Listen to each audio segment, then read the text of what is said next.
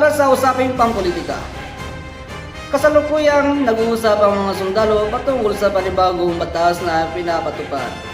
Ang nasabing bagong batas ay naglalayang mas protektahan at mabigyan ng sapat na pangailangan ng mga magsasaka sa Pilipinas. Magandang hapon sa inyong lahat. Yan ang bago kong proposal para sa inyo.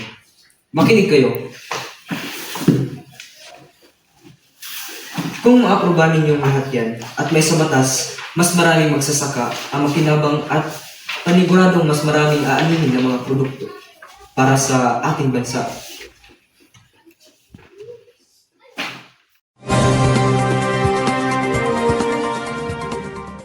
Para sa ating Chika Minute, dalawang magkaibigan ng mga content creator lamang ang natulungan na yaon ang pamumuhay sa pamagitan ng pagkukontent.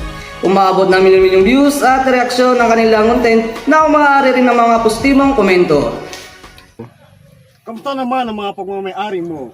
Kung gusto mo, samahan mo akong mamigay ng mga bahay at lupa ko sa mga taong walang tirahan. Nakakatamad na rin kasi mag-alaga ng lupa kaya gusto ko nang ipamigay. Tumpa ka dyan, Pards! Kahit ako rin. Sige, Pards, bukas din ay lalarga tayo, pero may sasakyan ka ba? Baka naghihirap ka na, Pards. Pwede yung Lamborghini ko. Ipakayabang mo talaga, padre. Pas na lang. Mas marami pa ang sasakyan ko kesa sa iyo.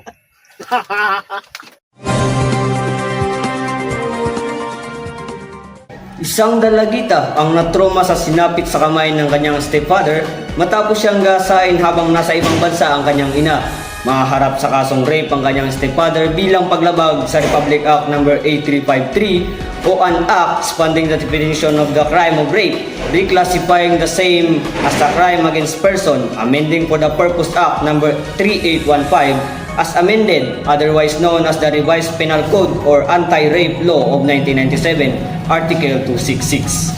Ang natroma sa sinapit sa kamay ng kanyang stepfather matapos siyang gasain habang nasa ibang bansa ang kanyang ina.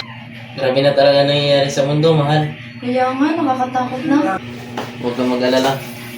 Gagawin ko ang lahat para protektahan kayo ng magiging anak natin.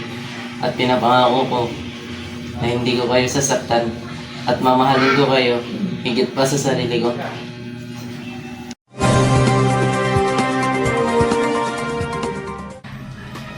Para sa balitang pangkalusugan, ayon sa datos ng World Health Organization at ng Department of Health, umakyat sa ikalimang ranggo ang Pilipinas sa Global Optimism Index dahil sa pagtaas ng tawag patungkol sa mental health or depression. Buwan-buwan mula 80 call noong pre-lockdown ay umabot ito ng malapit sa 400 calls.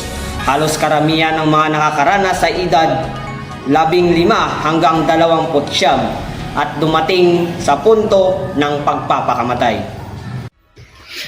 Good morning, Doc.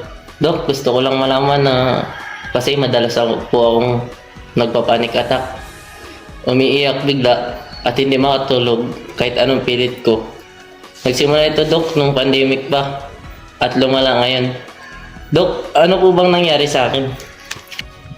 Good morning din sa'yo. Sa ngayon, ititis mo na kita. Lumabas sa mga test ko sa'yo, nakakaranas ka ngayon ng depression dahil sa epekto ng pandemic. Regular mood swings or feelings. Kaya nitong apektuhan ng pamumuhay mo kasama ang pakikitungo mo sa pamilya, sa community mo.